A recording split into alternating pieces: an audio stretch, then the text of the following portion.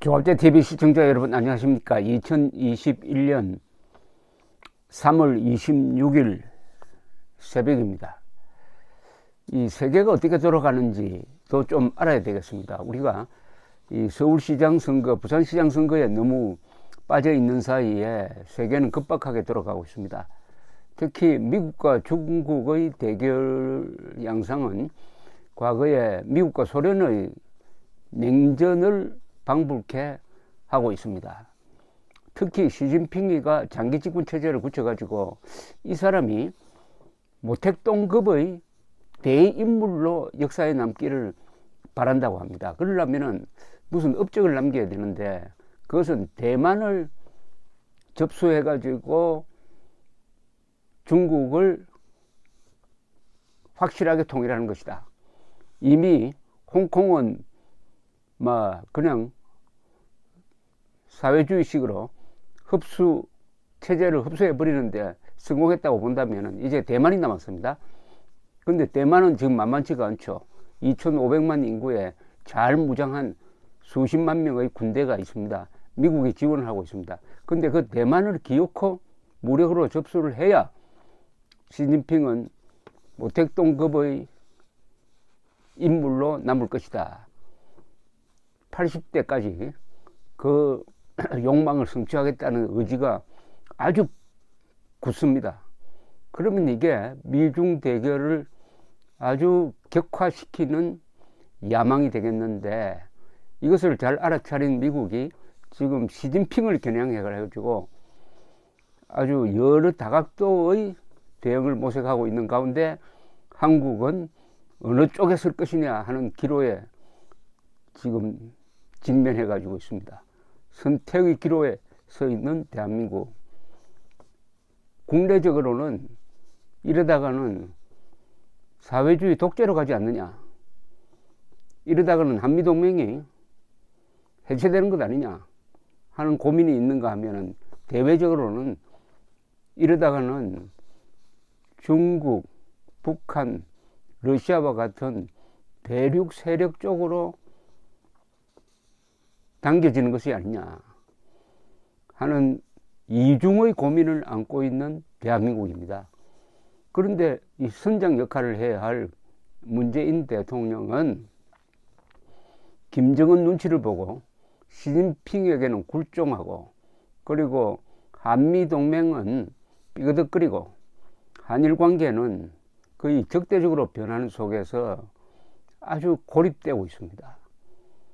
더불어 임기도 1년 남짓 남겨놓고 있습니다. 이 기간에 무슨 일이 일어나느냐, 조마조마하지 않을 수가 없습니다. 이제 황천항해를 합니다. 험한 바다를 항해하는데 선장되는 문재인 대통령을 믿을 수가 없습니다. 저 사람이 모는 이 배가 남쪽으로 가야 하는데 남쪽으로 가는 줄 알고 탔는데 이게 북쪽으로 가고 있다. 뛰어내릴 수도 없고, 그럼 선장을 바꿔야 하는데 과연 선거를 통해서 바꿀 수 있느냐? 선거에서 졌다고 해서 과연 고분고분 물러나겠느냐 하는 것도 지금 장담할 수 없는 이런 가운데서 우선 한반도를 둘러싼 정세를 역사적으로 그리고 이념적으로 동시에 국제 정치적으로 한번 보는 그런 접근 방법을 취해서 몇 차례에 걸쳐서 한반도를 둘러싼 미중 대결 구도, 특히 대만과의 전쟁이 일어나면 한국은 어떻게 되느냐 하는 화두를 놓고 한번 생각해 보도록 하겠습니다. 이 중국 대륙에서 통일제국이 등장해-가지고 그 힘이 팽창하면은 그 여파는 영락없이 한반도로 밀려왔습니다. 파도를 잘 타면 살아남고 실수하면 사라졌습니다. 예컨대 서기 6세기에 약 300년 만에 처음으로 중국을 재통일한 수나라와 당나라는 중국을 통일한 다음에 주변 국가까지 다 흡수해 가지고 천하 통일을 하려고 한반도에 영향을 미치기 시작합니다. 한반도의 세 나라, 고구려, 백제, 신라는 이런 정세 변화에 나름대로의 생존 전략을 폈지만은 결국은 신라만 살아남아 가지고 한반도의 주인이 되었습니다. 자주적인 나당 동맹 덕분이었습니다. 13세기에 몽골 기마군단이 대륙을 휩쓸고 중국을 석권하고 그 다음에 한반도로 침공했을 때 당시 고려의 무신 정권은 결사항전을 결단을 했습니다. 40년 이상 버텼습니다. 고려는 결국 나중에 항복했지만은 이 징기스칸 후손들은 이 고려의 항전에 깊은 인상을 받았습니다. 그래서 왕조는 멸망시키지 않고 남겨주었습니다. 살아남았어요. 14세기 중요한 변화가 또 일어납니다. 명나라가 원나라 몽골의 원을 몰아내고 한족 정권을 수복하였을 때 이성계는 친명 정책으로 이에 호응을 해가지고 고려를 무너뜨리고 조선을 주자학적 통치 이념 위에 세웠습니다. 17세기 대륙에서 또 큰 변화가 일어났습니다. 만주 여진족이 후금, 나중엔 청으로 국호가 바뀝니다. 후금을 세워 중국을 접수하려고 할 때 광해군은 실리 외교로 줄타기를 해가지고 전란을 피했지만은 이 광해군을 몰아낸 인조는 명분 외교를 하면서 국제 정세를 오판해가지고 병자 혼란을 불러가지고 삼전도의 치욕을 당하고 말았습니다. 실패했어요. 1949년 또 중국에서 큰 변화가 일어났습니다. 중국 공산당이 아편전쟁 이후 약 100년간의 대혼란을 수습해가지고 대륙을 통일하였을 때 그 힘이 다시 한반도에 미치게 되어 있었습니다. 한반도의 운명은 또다시 경각을 다투게 되었습니다. 이때 트루먼 미국 대통령과 이승만 건국 대통령이 위대한 영도력을 발휘해가지고 한국은 중국의 도전을 막아내고 한미 동맹이란 뚝을 쌓아서 붉게 물든 유라시아 대륙의 끝머리를 자유의 보루로 지켜냈습니다. 대륙 정세에 이승만 대통령이 적극적으로 슬기로운 대응을 했습니다. 여기서 미국과의 운명적 관계가 굳어지는 거죠. 1980년대 말 또다시 큰 변화가 일어납니다. 소련과 동유럽 공산권이 무너져 갈 때, 그리고 중국이 개방 정책을 펼 때 전두환 노태우 정부는 서울올림픽과 북방정책이라는 대전략을 구사합니다. 그리하여 소련, 중국, 동유럽과 수교하고 북한을 고립시키고 한국인의 활동 무대를 범지구적으로 확장했으며 중국 시장을 잡았습니다. 이제 그 중국이 연평균 10%의 경제 성장을 30년간 지속하는 인류 역사상 일찍이 보지 못한 폭발적 국력 팽창으로 미국의 패권을 위협하기에 이르면서 한반도는 다시 한번 이 지리적 조건에서 오는 숙명적 위기를 맞게 되었습니다. 이 위기는 위험과 기회가 같이 있다는 뜻입니다. 위기는 결코 위험만 있는 게 아닙니다. 잘 이용하면은 신라처럼 이 위기를 잘만 이용하면은 삼국통일 또는 자유통일도 이룰 수 있는 겁니다.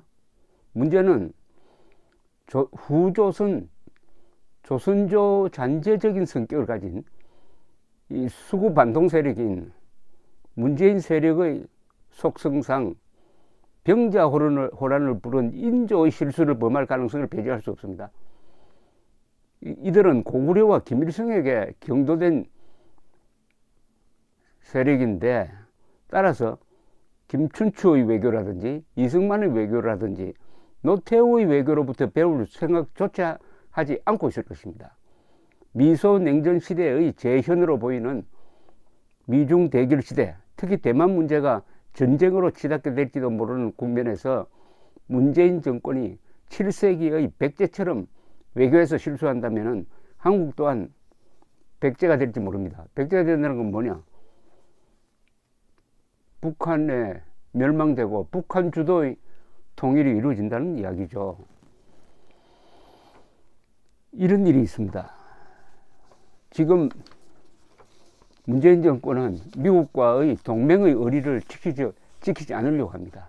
동맹의 의리를 지키지 않으면 어떻게 되느냐 하는 사례가 있습니다. 서기 611년 백제 무왕은 사신을 수로 보내가지고 수양제를 만나서 수가 고구려를 칠 때 협조하고 싶다고 먼저 제의를 합니다.